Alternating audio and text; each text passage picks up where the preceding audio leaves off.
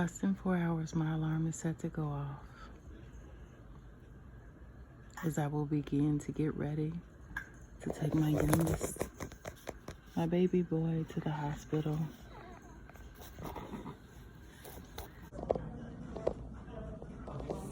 So they just came and took Jonah back for surgery. That's one part of being a mom that never gets easier. I know the Lord has him in his hands. We've prayed over him. We anointed him with oil. And I'm just waiting patiently for them to come back and tell me that it's over and everything went better than expected. And then being able to hold my baby in my arms again. This is truly that part of motherhood that I don't think you can ever prepare for. But it is what it is. He had the most beautiful smile this morning. This is laughing and talking and playing. So, can't wait to see that smile again. Motherhood, the journey continues. So we're out of surgery. We were in recovery. Didn't want to do recordings there because he was in so much pain. It was just very difficult to watch. So definitely not anything I wanted to have a physical memory of.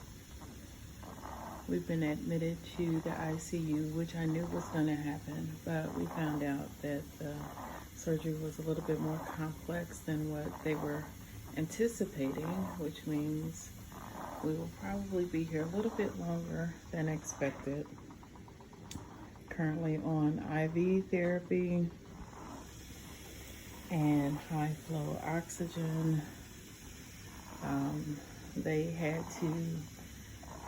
They started him off with a real low dose pain med. He continued screaming. They upped it to Tylenol. He still was screaming.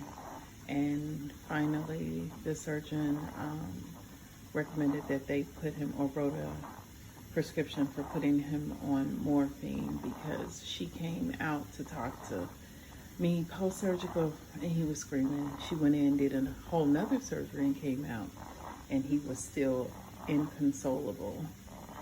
So that was at the point she decided to go ahead and write a script for morphine. And fortunately, he's been resting because the type of surgery he had, his throat is completely swollen and sore, so he's not wanting to nurse. So we'll keep tracking his progress and watching the Lord move on his behalf. But Mama's going to be quiet now because, as you can see, he's starting to move. So, looks like we'll be going home today. Yeah. After checking in at 6 o'clock Friday morning for surgery, we are going home. And it's only Sunday, so praise God. For those of you that were not aware, back in March, Jonah was diagnosed with obstructive sleep disorder. And prior to that, in February, he was diagnosed with something called Laryngomalacia. And so he had a narrowing of his airway and excessive skin. So we were told that he needed surgery to correct it. And because of what happened with COVID, we couldn't plan the surgery right away, which was led to a lot of sleepless nights. We were sent home back in February, March on a Trilogy ventilator CPAP machine, which he did not keep it like keeping on his face, so he kept pulling it off. But ultimately, we got a clearance to do surgery on Tuesday. It was scheduled for Friday. The surgery was supposed to take less than an hour, and when we hit about the hour and a half mark, I knew there was something additional wrong, wasn't sure what. Met with the surgeon after the surgery and found out not only did he have excess skin, and I'll input pictures, he had a complete collapse of his epiglottis over his airway. And the surgeon stated that she had never seen it so severe in a baby so young. So I have to stop and thank the Most High for his hedge of protection, because what he had been dealing with for the past 5-6 months was making it virtually impossible for him to breathe at night, even with the CPAP machine. And we knew there was something because we would put him on the CPAP machine and he would still struggle. And that collapse across his airway was what was causing it. I have to admit, I broke down initially to hear what was going on and what happened. And she immediately told us that his recovery period was going to take a lot longer, just because of the type of repair she had to do on him. She had never done on a baby his size before. She wasn't sure how he would take to recovering, because she had to repair the part that he uses to swallow. And so she wasn't sure how well he'd take to nursing. And I have to be honest, the first 12 hours or so after surgery, he did not want to nurse.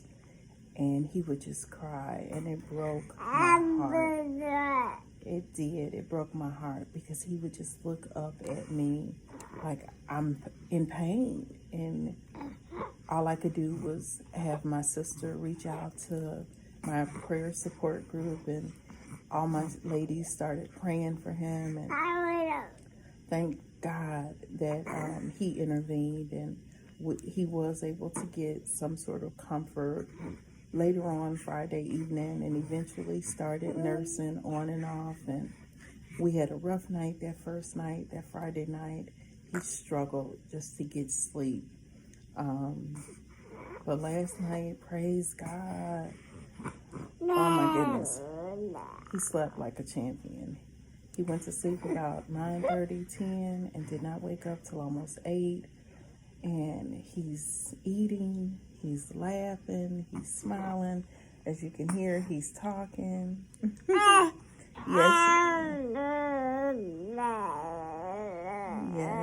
Yes, you are. And so we got word that he's recovering a lot better and a lot faster than they thought. So looks like we're going home today. God is an awesome God. So I want to stop here and say, mothers, fathers, grandparents, but especially to my mothers, so many times God will give us a feeling that something isn't right, and we ignore it. Or we feel like maybe I'm being emotional, or maybe it's just my imagination. Know that oftentimes that is the voice of God speaking to you. I can go back to Jonah's birth, and I kept insisting that he be born about 37 weeks. And no one knew why. I couldn't even tell you why. I just kept asking my midwife, kept asking the fetal maternal specialist, and we did have some complications, but they were saying the complications weren't enough to warrant that. Long story short, he was delivered via emergency C-section at 37 weeks and 2 days. And it's one of those things where my midwife, after he was born, was like, you kept saying he needed to come early. And I can't tell you why I knew he needed to come early, but I can tell you what I realized, even in talking to her, is that's how so many of our babies are born stillborn. Because we know something isn't right, and doctors don't necessarily listen. And then we get to the hospital and it's too late. But praise God, that wasn't the case with Jonah. Fast forward a couple of weeks, and I kept telling his doctor and his ENT, he's not breathing right. And I even said it before we left the hospital. When he was in the NICU, I told him I thought he was having sleep apnea episodes. And they were like, no, the machine's not picking it up. If something was wrong, the machine would have picked it up. Well, guess what? At about 5 weeks, I finally convinced the ENT to order a sleep study that didn't get scheduled for another 3 weeks. When they finally did the sleep study 3 weeks later, he was having over 60 interruptions in breathing per hour. Okay, so we're back. That was the doctor coming in to give us the official clear to go home. But I do want to say, back to what we were talking about. So yeah, imagine that. Imagine for weeks he had been having over 60 interruptions in breathing every hour. That was very difficult to process as a mom. And again, very humbled and grateful to the Most High God of Abraham, Isaac, and Jacob, because he kept my son. In the midst of all of that, he kept him. He continued to give him the breath of life. He continued to wake me up in the middle of the night to readjust him. And here we sit about 3 months after that, and to find out that not only did he have excess skin, but that the skin in his neck, his epiglottis, was completely covering his airway. And yet my baby would wake up every morning with the biggest smile and happy and laughing and talking. And so, as mothers, again, and this is nothing against fathers or other caregivers, but mom, trust your instinct. Trust the God in you. Trust that he is leading you and guiding you to take care of your children, to protect them, to nurture them. And so we're getting ready to go home. And I'm grateful.